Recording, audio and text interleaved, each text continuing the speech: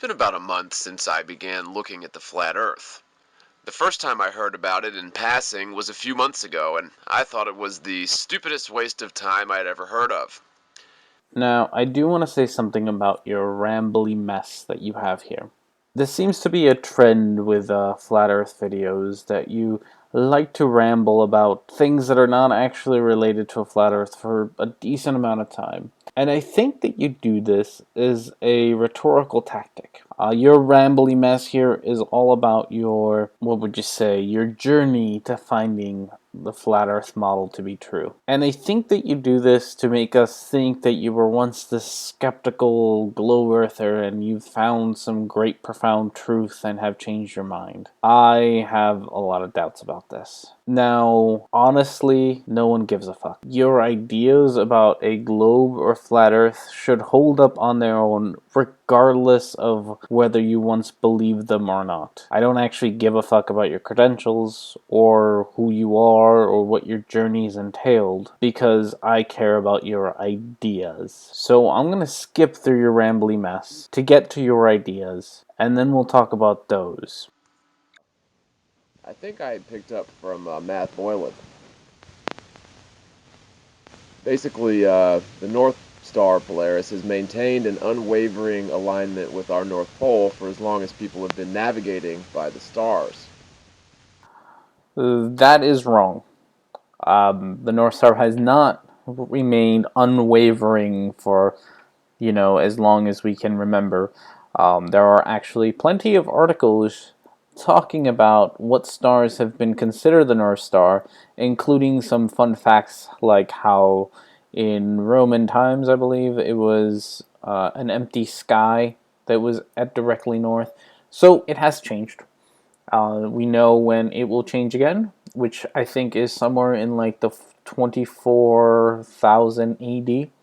So it changes. I don't know where you get this idea that it doesn't from, but I find it really funny because you're going to mention that you've heard that it changes, and yet you never actually bother to delve into that. You just sort of say, "Hey, someone once told me it changes," and that's it. You don't actually go deeper into that, which you really should, because otherwise you come out looking like an idiot for not actually researching it.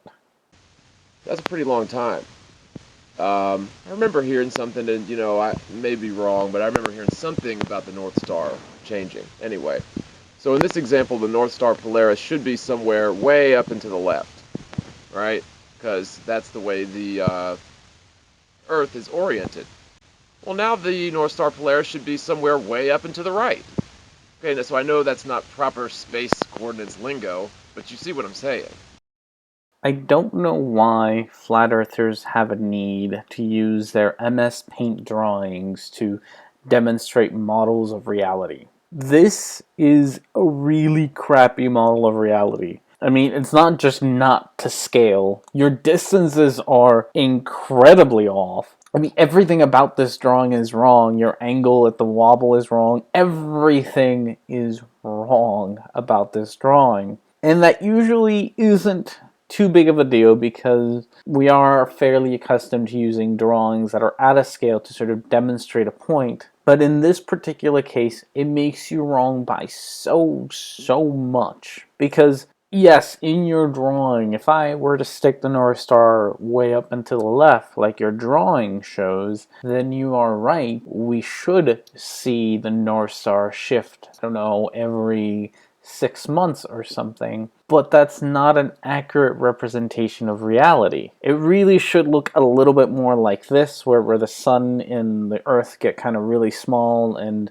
the North Star is way up here, and it's far enough away that the rotation around the sun really doesn't make too big of a difference. Now, even this drawing is really bad because if I were to actually try to show you to scale the difference in distance between the Earth and the North Star, you'd be looking at two little dots across the screen from each other. And then you can really see how, tilting, moving across, the Earth moving around the sun doesn't make too big of a difference. Like the angle does, and that's what really makes the difference on where the North Star is. But the moving of the sun, the moving of the Earth around the sun doesn't. The problem with gravity.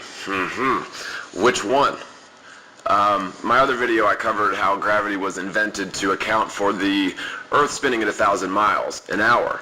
It was a theory dreamed up to explain why we're not flung from the face of the Earth, spinning 1,000 miles per hour near the equator. Quotes, equator. Except, if gravity was indeed pushing down with enough force to keep you pinned to the Earth, spinning 1,000 miles per hour near the, quote, equator, what would that much pressure do to you if you're standing, say, 100 feet from the North Pole? Okay, so you've got two different amounts of centripetal force. You ever been on a merry-go-round, the gravitron at the fair? It pushes you away from the center. It's beyond ridiculous to assert that the centripetal force somehow doesn't apply to the spinning Earth. And that's what these physics guys are trying to do. They're trying to say, oh, it doesn't apply to the Earth. Bullshit, okay? Bullshit. The laws of physics apply to all objects found in nature. You can't break the laws of physics to suit your argument. That's not how it works. Now, this claim of yours that there's this massive difference in gravitational pull between the equator and the North Pole once again demonstrates the complete ignorance you have about physics. Because we do, in fact, know that there is a difference in gravitational pull between the equator and the North Pole. This isn't some gotcha question. We know about this. The thing is that the difference is somewhere around 0.035% of a difference between the equator and the North Pole. It is very minute. I don't know why you think it should be greater. I feel like this is something that you just think should happen, but since you don't actually show me any math or numbers or any way that you went ahead to find out what the difference should be and then show me how it is different from reality, I can't test it. I can't really do much about it. This is just you saying it should be really different, but then not actually demonstrating how you know that it should be really different. So this claim is really stupid because of that. You are making an unfounded claim and then you are not actually bothering to give me evidence for why you are making the claim that you are making. Go and learn yourself some math. Learn it and then come back with the numbers on why you think there should be this huge difference. Show me the physics. Show me the math. Show me something that I can look at and say, you are right. This absolutely shows that the difference between the equator and the North Pole's gravity should be much, much greater than it is. Until then, I feel like you're just pulling shit out of your ass. Weights, strings, and cannons. This is a little more fun. I'm not going to prove anything wrong about the Earth unless you don't apply to physics, then maybe I will be. Okay, so if you take a string, spin it around on a weight, this is a highly complex, expensive experiment. Do not try this at home. That is if you wish to continue believing in the Santa Globe.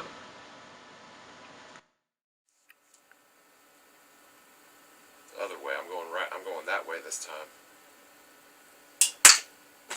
Okay, so do you see when I throw this thing, does it keep traveling in a circle or does it go in a straight line from the point where I let go? If you spin a weight on a length of string, when you let go of the string, what happens? The weight will travel in a straight line. As you spin the weight and let go, the kinetic energy is released and the spin is severed. The laws of motion dictate that the weight will maintain its forward velocity. Try to keep this in mind when considering the flat Earth. Okay? This is a law of physics. This is a really cute demonstration you have here, if a little simplistic because you don't really talk about all the different forces involved in a weight spinning on a string. But I suppose that if you're going to talk about weights spinning on strings, this isn't bad. So I really hope that your next experiment or your next proof of a flat Earth has something to do with the motion of a weight in a string. I have a feeling that it has absolutely nothing to do with a weight on a string. International Flat Earth Research Society, IFRS, documented the results of a study that I thought was very impressive about multiple cannons firing simultaneously, perfectly vertical. Now, this is what you should see on the spinning Earth. Remember the string. The ball is going to go straight when it's released from the spin. I don't understand what a weight on a string has anything to do with firing a cannon while it is moving. They are nowhere near analogous. This really shows me the absolute incompetence that you have with physics. Not just because you don't understand how a string and a weight are not analogous to a cannon moving sideways, but because we can actually run an experiment on a cannon moving sideways and shooting a cannonball straight up. And we have, and this is what we get.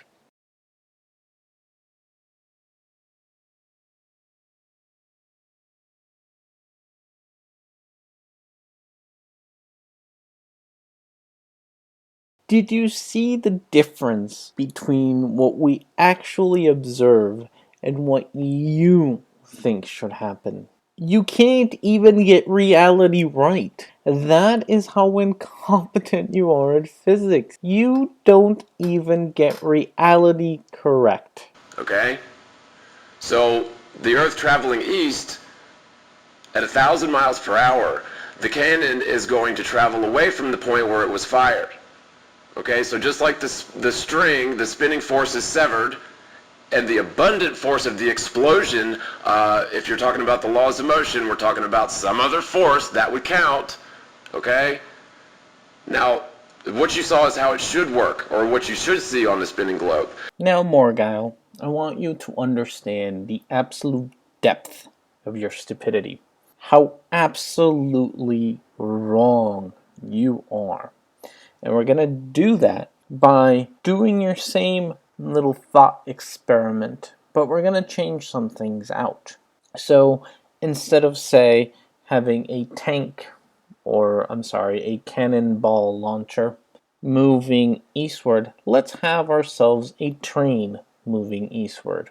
Instead of a cannonball, we will have me there on the train launching myself straight up. I'm just going to do a little jump. Now, according to you, what we should see in this case is we should see me jump straight up and then immediately have the train underneath me just pull away, leaving me behind. This is a very... this is so stupid. You do realize that if this is what happened, then there would be an incredible amount of danger to anybody riding a train who just decides to jump. We should have warning signs in Amtrak trains saying, do not jump while on the train, because the train will pull away from under you, launching you pretty much backwards. This is ridiculous. It gets even more ridiculous if you think about it on an airplane. On an airplane, if someone were to jump on an airplane, according to you, they should be launched backwards at a couple of 100 miles an hour. We don't see this because that's not the way physics works. That's not the way reality works. You don't even have the very basics of the motions of objects correct, and yet you expect to have all of physics changed because you say so. You don't even demonstrate proficiency in math or in physics. You are so deeply wrong. Again, multiple cannons simultaneously, invariably, the ball landed within a couple of feet of the cannon that fired it. And in many cases, the ball landed directly back into the barrel of the cannon that fired it. Again, multiple cannons simultaneously, invariably, the ball landed within a couple of feet of the cannon that fired it. And in many cases, the ball landed directly back into the barrel of the cannon that fired it. Okay? So, you can talk to me all you want about you're a physics professor. I don't give a shit. You're a brainwashed physics professor or whatever it is, you Ivy League, whatever. This proves, and you can't argue with this. Okay? So, you can talk to me all you want about you're a physics professor. I don't give a shit. You're a brainwashed physics professor or whatever it is, you Ivy League, whatever. This proves, and you can't argue with this. Subjective laws of perspective. Another fun one. So the laws of perspective. This is actually something that I had a couple of people ask me about. The laws perspective. And as far as I can tell, there is no such thing as the laws of perspective. It is something entirely made up by flat earthers. Now, if anybody can ever define for me what the laws of perspective are, I might be able to, talk about how they apply, if they are good laws, bad laws, so on and so forth. But until then, they are so wishy-washy and so ill-defined that there really isn't anything for me to talk about. So I'm going to skip your whole laws of perspective proof entirely because your laws and your point is so ill-defined and so poorly thought out that there's actually nothing for me to say here. It's sort of self-refuting. I will also be making a video entirely on another video that talks about the laws of perspective and a lot more clarity and a lot more defined terms, so they'll be easier for me to talk about than your silliness. So I'm going to skip your silliness and on to the next one. Identical flight durations conundrum. It's another thing you can't argue with, and I'll try to illustrate it because some people try to apply false logic. Now, the westbound flight from New York to LA should enjoy a very fast flight because the Earth is spinning towards it at 1,000 miles per hour. And the plane is going 500 miles per hour. Don't talk to me about the perpetual motion of the Earth. You cut the string and the weight, or you let go of the string and the weight goes in a straight line. Okay, so you cut the spinning force and the weight goes in a straight line. Once some other force is acted upon it, that could be the kinetic energy of letting go of the string, or several jet engines attached to the plane. The eastbound flight should never arrive, as the spinning Earth is flying faster than the average commercial flight's 500. The Earth goes over 1,000 miles per hour at the equator, a little bit less than 1,000 miles per hour in the US, but the fact of the matter is most commercial flights do 500 miles per hour. You should never ever ever see an eastbound flight because it just wouldn't, the plane would be flying backwards through the sky if we were on a spinning globe. Now this silly proof is almost identical to your canon proof. You really don't change much except that you've added jet engines and planes to it, but you're saying the same thing. If something is up above the ground, it should be stationary, while the thing that launched it up or the thing that it left behind should move away from it. And as the video that I have shown you multiple times demonstrates, you don't even understand the basics of motion of objects. Something else that I want to point out to you is sort of the silliness of what you're saying. Let's go back to my train and me example here, because according to your thought process here, if I'm on a train and I decide to say start walking towards the front of the train, a train going at 50 miles an hour versus me going at 2-3 miles an hour, I should never get to the front of the train. That is what you are telling me, that I should never be able to get to the front of the train because I am going slower than the train is moving. And the same thing is true if I am at the front of the train and decide to make it to the back of the train. I should be able to make it there fairly quickly because I am, again, moving in the opposite direction of a train. And if you don't want to have me walking, because me walking should, has me still attached to the train, you can easily do this with, say, throwing a ball in a train. If you were to take a ball and throw it to the front of the train, it should never get to it. So if you're in a cabin and you throw it, it should never get to the front of that cabin. It should actually just stand, I guess, float still in front of you, regardless of how much force well, not regardless, you'd have to throw it at 50 plus miles an hour to get it to the front of the train. So just a little chuck shouldn't get it anywhere. And then the same thing should be true backwards, where if I am at the front of the train and throw a ball backwards, it should launch backwards at an immense speed, just because it'll be going, opposite of the train. That is what you're telling me. This doesn't happen. I don't know if you've ever been in a train or in a car and you've thrown something. Things don't magically just float in midair because you didn't throw it hard enough. And things don't magically speed up because you threw it in the opposite direction of the thing that you're going in. Speeding trains in a rocket pack. This is another example. Everyone says, oh, well, you don't know that if you're on a train and you jump from one side to the other, you don't go flying towards the back of the train, right? I've probably heard that 75, it's really probably closer to 100 times from 100 different people. There's a reason you keep hearing that, and that's because you have stupid ideas about the motion of objects through space. You really do.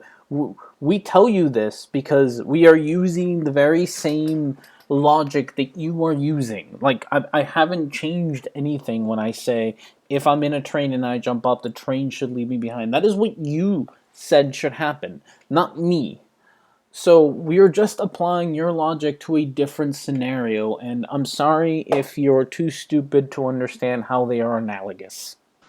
This is going to be the last section of this video, but I'm just going to throw up a map of the flat Earth because that is what it is. I mean, it is what it is. So there's no use explaining it. If you want to look at it, study it, learn more, whatever. That's what it is. Morgile, you really, really need to go learn yourself some physics and learn yourself some motion of objects. You are quite ignorant in this regard, and I don't find you, thankfully, not as frustrating as I did Jeranism, who I find to be slimy fuck. I don't think you're a slimy fuck. I think you're just ignorant. I think that you are incredibly uneducated when it comes to physics, which is really disappointing, especially because you come onto YouTube pretending to know more than everyone else about physics, but you don't, like, by a lot. So I think a lot of your confusion about why physics doesn't work on a globe Earth like you think it should would probably go away after you, say, took a physics course. Just an idea. It'll also help you look less like an idiot. So just some friendly advice.